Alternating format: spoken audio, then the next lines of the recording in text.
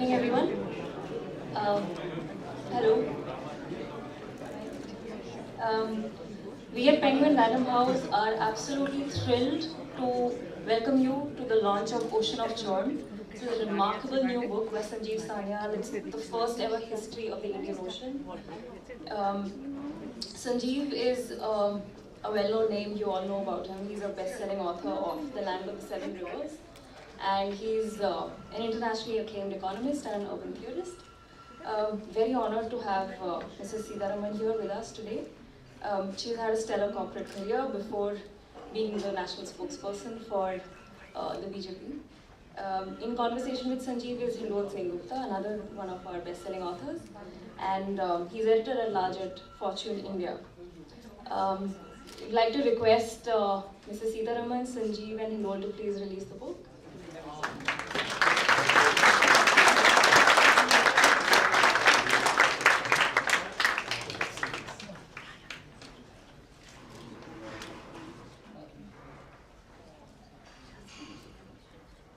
It's a great pleasure to release a book by Sanjeev, whose first book I've been very impressed by. And the first thing I would like to say before talking about this one is the only thing I could do to speak about that book was to get numbers of copies and start distributing it to my friends and to several of my relatives who are of that temperament, because there's no other greater tribute to an author who's done so well for himself in terms of research, in terms of being able to weave so many aspects of our life, our history, in such a very fluid fashion. To just say that he has a facile pen doesn't help, because it certainly is, but also the fact that he's able to bring in so many dimensions which are otherwise narrated without much of a interest in various different books. So Sanjeev's USP, I think, is in putting through the dry archaeological things, the historical facts, the oral history that we've always been nurturing over the centuries, and also the modern sources which till now for some reason have never been picked up.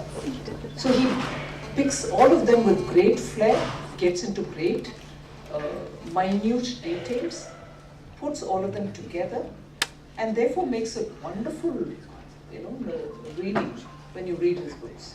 And that first book was for me such an eye-opener, and I felt so touched by the way the narration has happened. In fact, whether that book or this, I would say schools should be the place where teachers should be told to use this as part of what they teach in history, what they teach in geography, and what they teach about peoples of different countries. Because most often we find that curriculum and curriculum related matters can get very political, even if you have the intention to do the right things. So let that strand keep going.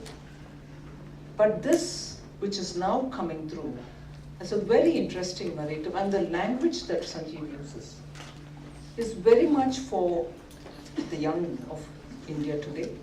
So they should be read, parts of it, as is relevant by the teachers in the class, and projects should come out of it. This is how I think, without much of a controversy, we'll be able to look at a fresh look at Indian history, Indian culture, Indian traditions, and that legitimacy which has never been given to our oral history will be coming through with this kind of a research blended writing. And therefore, whether it's his first book or this one which we just released, Sanjeev deserves that big applause for blending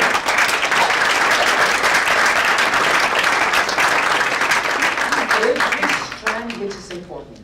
Archaeology, carbon dating, history, oral narration, folklore, language, some customs, and picking up on habits which are still alive in many parts of the world.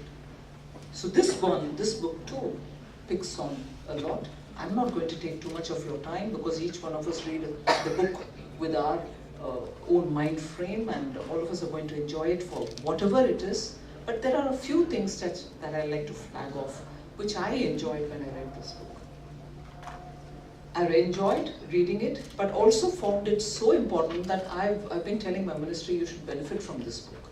Because we're doing now a lot of things about linking up with the Southeast Asian nations, which are particularly now going to make a big difference in international commerce, whether it's Cambodia, Myanmar, Laos or Vietnam, with whom we are intensively engaging in terms of reviving trade, making sure that some advantages that they have are not lost out on India and so on.